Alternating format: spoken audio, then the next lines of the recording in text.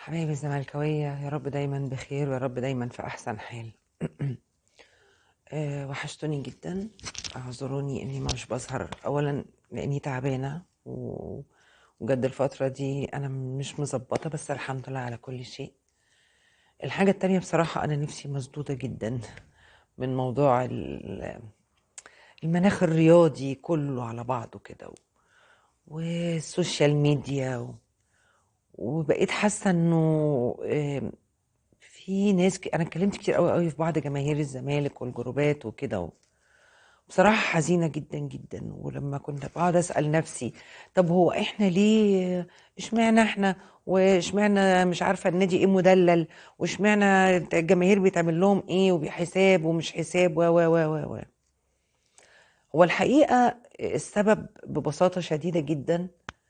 آه، جزء كبير جدا من الزملكاويه، ولا انا مستغرباه، مش دول الجمهور اللي انا اعرفه من زمان، او اللي انا اتربيت على الانتماء وانك تقف في ظهر النادي و النهارده لما اجي الاقي الزملكاويه بعد اي ماتش، انا معاك ازعل انك اتعادلت ومعاك ازعل، لكن مش ممكن بقى شغلك الشاغل في الجروبات اللي انت عارف ان في بعض الناس والجماهير المنافس بتخش تشوفك. آم، احنا بنتدمر، الطايرة بتضيع، السلة احنا اتدمرنا، مش عارف ايه احنا رحنا، احنا ضعنا. فقريرة مش عارفة بقى بيقول اي كلام. مش عارفة اللاعب فلان ده يا اخي ما لو غار في 60، مش عارفة. تخيل انه ان الزملكاوية بتخش صفحات لعيبة الزمالك تشتمها وتهاجمها، ومش عايزة اقول لك بقى الالفاظ، اعلاميين. آه، بقى الشغل الشاغل للناس الزملكاويه دلوقتي او بعضهم. بصوا انا عارفه ان اللي معايا في القناه هنا معظمهم او اكتر من 90% هم نفس طريقتي، هم واقفين ورا النادي وبيحبوه بيشجعوه، داعمين للاداره وللجهاز الفني و لكن الاخرين، انت زي ما تكون، انا عايزه اشوف اي حاجه بتحصل، انا عايزه اشوف اي غلط. اه ده خالد الغندور ماشي من القناه، يا عم ما انت لما لقيت فلوس رحت، واصلك اللي ما يقفش جنبنا مش عارفه ايه. يجي في القناه، ايه يا عم ما انت أصل صفحتك مش عارفه بتعمل ايه وبتنزل اخبار ايه، واصل انت مش عايزينك. لا اصل القناه ما بتقدمش حاجات حلوه. جزء اصل احنا بنحب فلان، الجزء التاني لا احنا بنحب التاني. ناس تهاجم احمد جمال فتره وتقول مش عارفه ايه وايه، وناس وبعدين اول هو راح فين، هو انتوا بتعملوا ايه، هو مش موجود ليه. هي نفس الناس اللي كانت بتهاجم احمد جمال هي اللي بتسأل على احمد جمال. الناس اللي بتهاجم خالد الغندور هي اللي زعلت ان خالد الغندور عقده انتهى وهيمشي. انت بتتدخل في كل حاجه. انت انت مش ممكن يعني. ما هو انا النهارده مش هجيب كل واحد اقول له انت عايز ايه وبتعمل ايه وما اجي اقول لك اصل شوف المنافس قناته، اوعى تقول لي اصل عنده برامج هادفه. يعني هو عنده برامج ومش عارفه ايه ولا اعرفه يعني، وبيت كبير وبيت صغير ومش عارفه قعده ايه.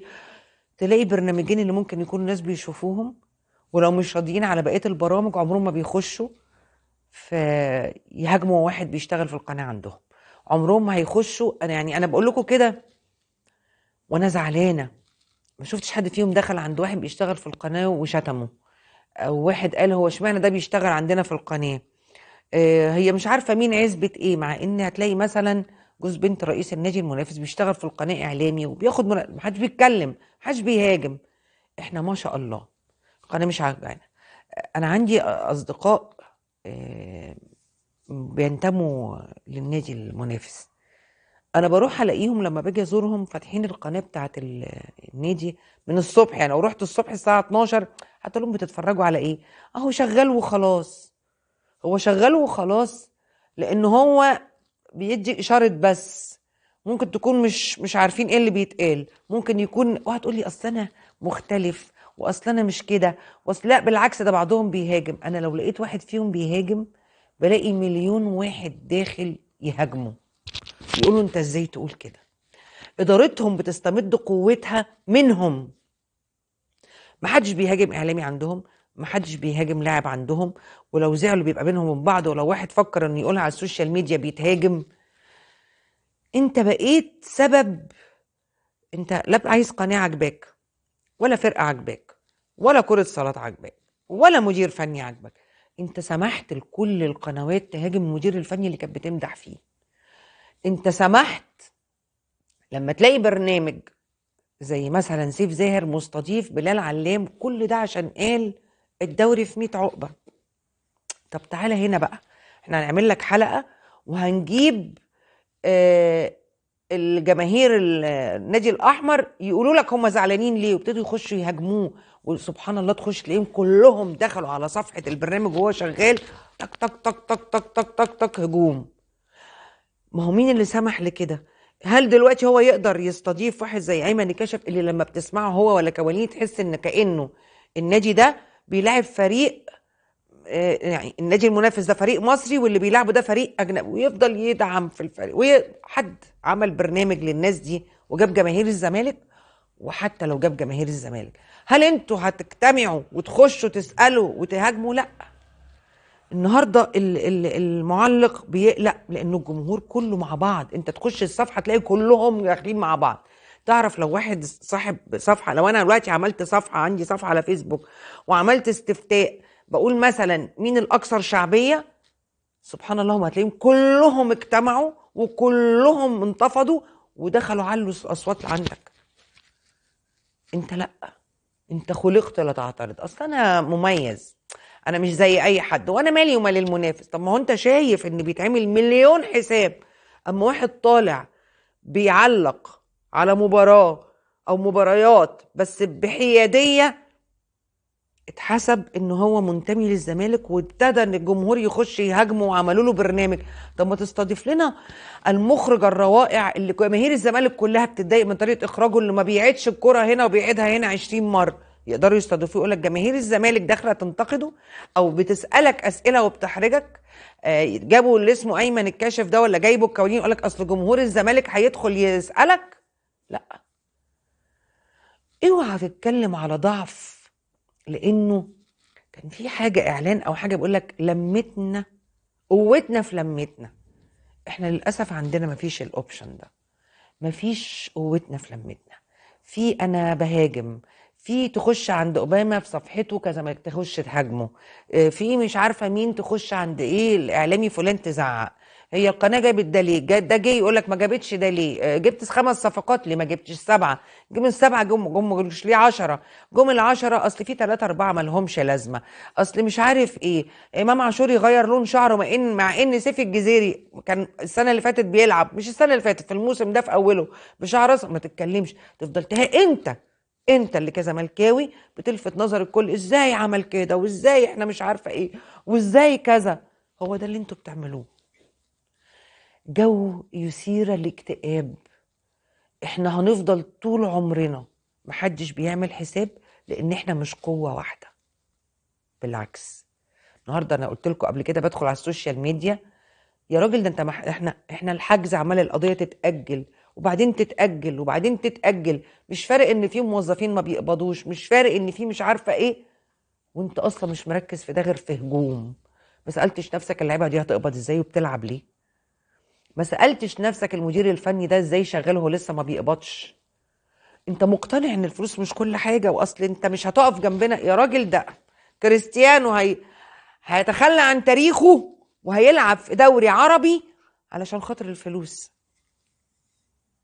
كريستيانو اللي هو مش محتاج، لكن انت لعيب عايز يطلع احتراف، اصله ما عندوش واحنا اللي عملناه وده، وتهاجمه وتشتمه.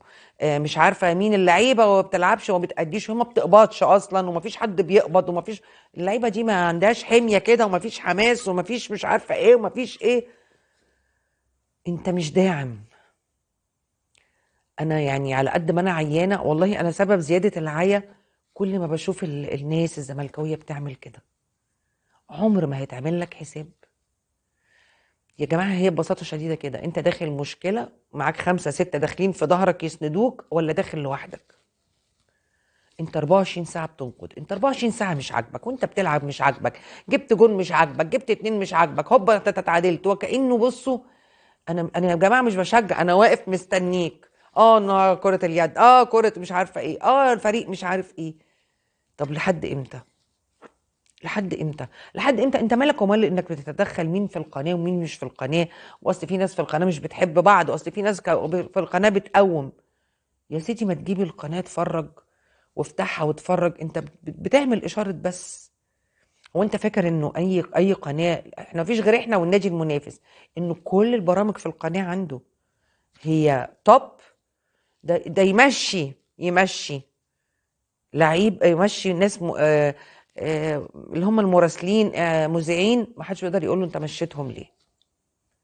النهارده يعمل يا جماعه ده اتعملت جمعيه عموميه مش كامله النصاب، ما حدش قال لهم ما تعملوش جمعيه عموميه طارئه وفي وسط الاسبوع. احنا ليه هتعمل جمعيه عموميه؟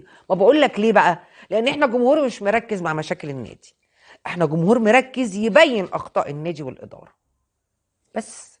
فارق معاك هم يبقى يعملوا جمعيه عموميه يشطب عضويه رئيس، يعني اقول لك ايه، واحده زي كابتن هناء مثلا حمزه دي طول عمرها في النادي ده وطايره وعضوه. لا حد بقى طلع قال لك واولاد النادي وعيب وازاي وما يصحش وانتوا ومش انتوا؟ لا، هم لو لقوا بكره، اقول لك اي حد في القناه كبير وموجود، يعني هم مثلا بيحبوا واحد زي اسلام الشاطر، لو بكره القناه مشيته محدش هيفتح بقه ويقول له راح فين. اسفه، لكن انت حضرتك بتعمل ايه؟ لا، انا زعلانه، احنا مش هنتقدم، احنا مش هيحصل حاجه تتحلل مشاكلنا، ولا هيعملوا لك حساب طول ما انتش واقف ورا النادي. عيش بقى اشاعات بقى وفلان ماشي وفلان جه واسامه نبي، والله العظيم انت بتساعد، انت بتساعد. ده انت اول واحد نزلت هتقولي اصل فلان مش عارفه صفحه الكابتن مين نزلها وقال لك، ما انت ساعدت برضه ونشرت وقعدت تقول له ده مش وقته، انت جاي في الوقت انتوا ما بتعرفوش تدعموا. يا اخي لو عندك لاعب مش كويس، يا اخي لو عندك لاعب يعني اصل مش ممكن انا مش مصدقه ان في زملكاوي بيخش عند لاعب يشتمه، مش مقتنعه. طب جرب كده وخش عند ده. بعدين انت بتتكلم على ايه؟ بتتكلم على فرقه، اولا فرقه المنافس دي الدور الثاني كله في الدوري اللي فات ما لعبتش، واللعيبه كانت بتتصور في الساحل الشمالي في عز ما انت بتلعب الدور الثاني في الدوري. لعيبتك الاساسيين استهلكوا وتعبوا ولعبوا. ربنا قدر الله ما شاء فعل ان عندك لعيبه اتصابت في اول الدوري معظمهم مصابين، بتلعب ناقص 11 و12 لاعب. انت عايز ايه؟ يعني هقعد اقول لكم والله ده اصل بص، حب النادي وانتمائك ليه انا مش هقدر اقوله لك ولا هعلمه لك ولا هقول لك تعمل ايه، بس ارجوك فلتقل خيرا او تصمت.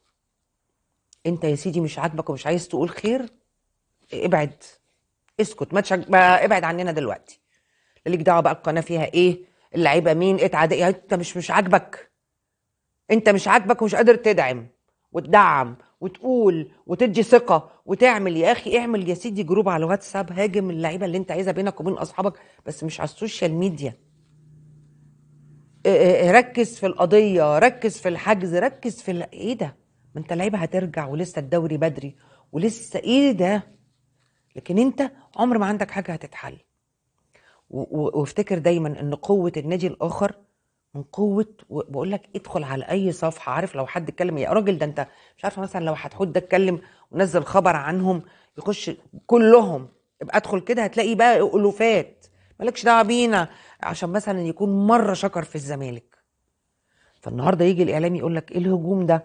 ما هم كتره زي ما يكونوا بيقولوا بقى خش قول يلا. بص انت ما بتعملش ده، ده انت بتهاجم. يعني هما بيخشوا صفحه خالد الغندوري يشتموا، انت بتشتم اكتر. هما بقى بيخشوا يلاقوا البروفايل حضرتك زملكاوي، وقيس على كده بقى لعيبه واوباما ومش عارف مين ومين مش هتتحل حاجه. انا بقول لك اهو، فلتقل خيرا او تصمت، اصمت وسيبنا، وربنا يعين الزمالك في اللي جاي، ربنا يعين مجلس الاداره اللي بحس انه محدش حاسس بيه، ربنا يعين اللعيبه اللي بتلعب ومفيش مقابل، ربنا مع الزملكاويه اللي بجد. الزمالك مش هيبقى كويس طول ما احنا ما وراناش غير النقد. حبايبي الزملكاويه، انا مختلفه، انا مش ههاجم حد، انا مش ههاجم لعيبه، وان شاء الله انا متاكده ان لما اللعيبه تخف ولما الصفقات ترجع ولما اللعيبه ترجع وكل اللاعبات ويترفع الحجز وكله ياخد فلوسه ويطمن، الزمالك هيبقى اقوى من الاول. بس عمر ما هيبقى اقوى من الاول غير بينا احنا. اوكي؟ قوتنا في لمتنا. انا هاخد دي مثال. حبايبي الزملكاويه، يا رب دايما بخير ويا رب دايما في احسن حال، واحلى سلام على احلى زملكاويه.